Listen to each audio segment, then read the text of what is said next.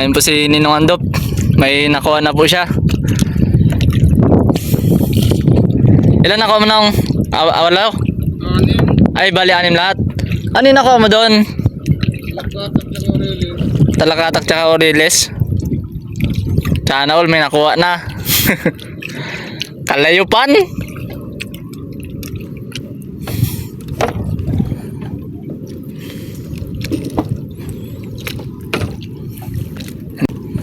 Ayan po yung nahuli niya.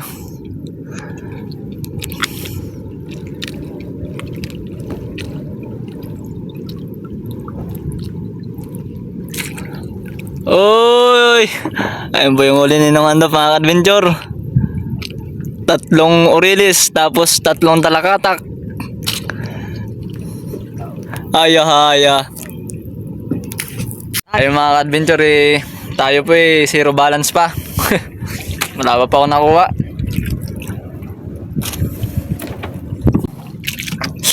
Ayun po yung mga ibang naghihila-hila doon. Ayun sila. Ha? Ay, may nakita din ako dyan kanina eh. Ayan po si Ninong Andop, magpapaandar na po siya.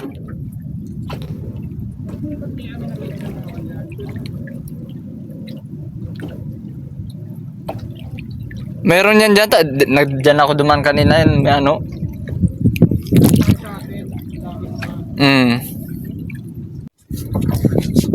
Papandar na po tayo. Dahil anong oras na, wala pang nahuhuli.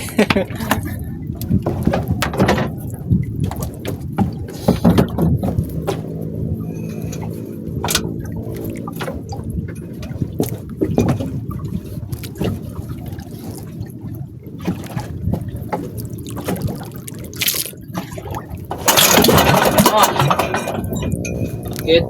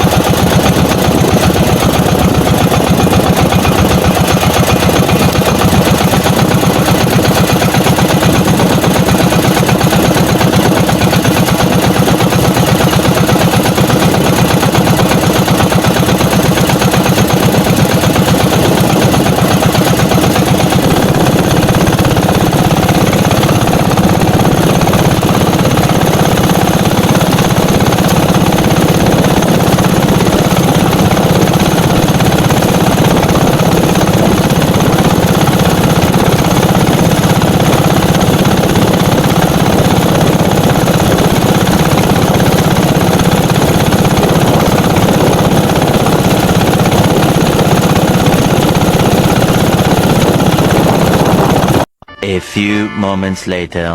So yun mga adventure. Hindi na naman po tayo sinerte. Bali uuwi na po ako at uulan na naman po. Hindi po tayo sinerteng makauli. Pero ayos lang. Bawi na lang next time. Ang nakahuli lang po sa amin ngayon dito si Ninong Andok. Siya lang po ang nakahuli.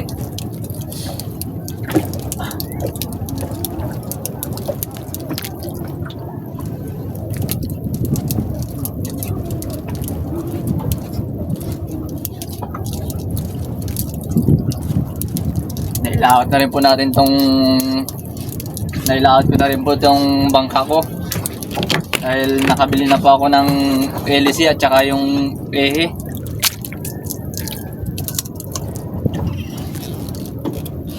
Ang kaso naman po hindi na naman makalaot sa ano, sa malaot dahil may low pressure na naman po. Tapos na po yung nawala po yung habagat, ang pumalit naman po yung norte. Kaya dito po sa loob kalmada. Pagdating po dun sa labas malakas na po dahil dito po cover po ng norte to.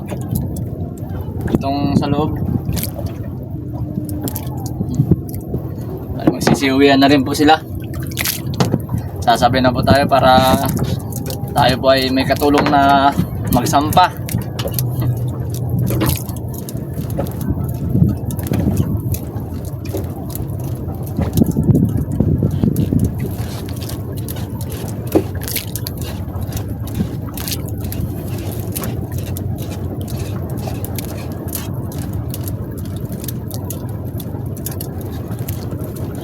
Bawayan po tayo mga adventure.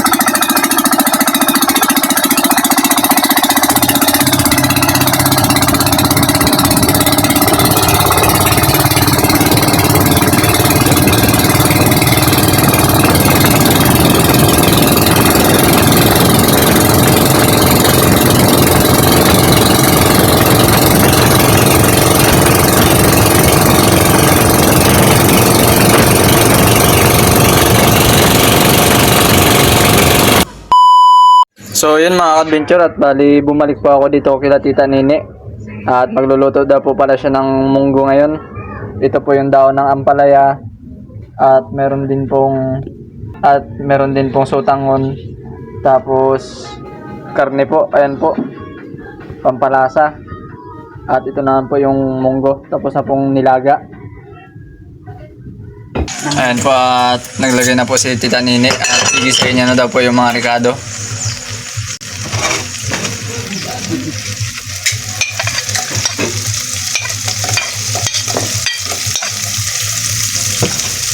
Ayan pa, ginisa na po ni Tita Nini yung bawang at sibuyas.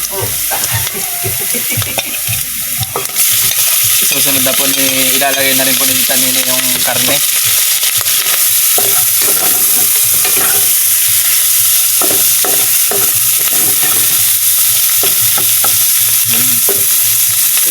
Ang bango na ta. At lalagyan na po ni Tita Nini ng bagoong. Ngayon na ako nakakikita ng ganyan ah. Oo. Si mama kasi pag nagluluto ng ganyan ng munggo, hindi yan na nilalagay ng bagoong eh. Patis. Patis. At nilagay na po nilagay na rin po dito ni Tita Nini yung munggo.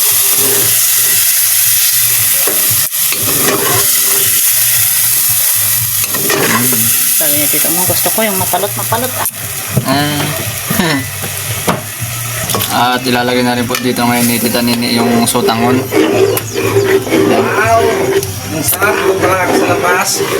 Ang bango. Munggo. Ano? At ilalagay na rin po ngayon yung daon ng ampalaya. Sarap. Parang ano, parang tinula ng ano ay Ng fish. Bango na. Halo-haloin lang po ni Tito Ose. Yan. Yo. Hindi na lang yata. Naluto na yung karne, naluto na yung ano. Si Tito Ose po ang titikim.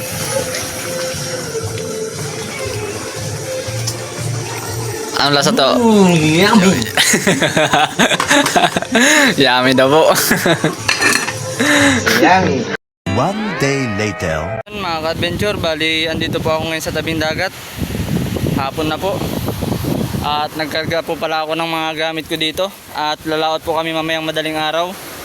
Nagkarga na po ako ng yelo. At andito na rin po yung ibang gamit ko. At andito na po yung diesel ko sa likod. Ayan. May ilaot ko na rin po tong bangka ko. Ito po pala yung bagong hélice na nabili ko. At bagong ehi. Ayan. Nakabili na po tayo.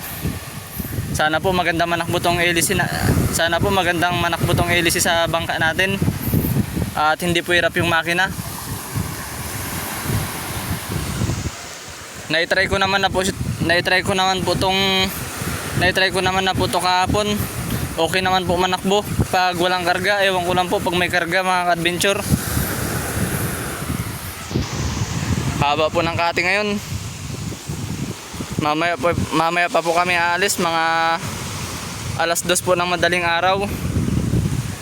Malaot-laot po yung pupuntahan namin. Sana po swertein tayo sa paglaot natin mamayang madaling araw. Nagtingin po kasi kami sa windy kanina, pwede na pong lumaot. Medyo kalma na po bukas ng umaga.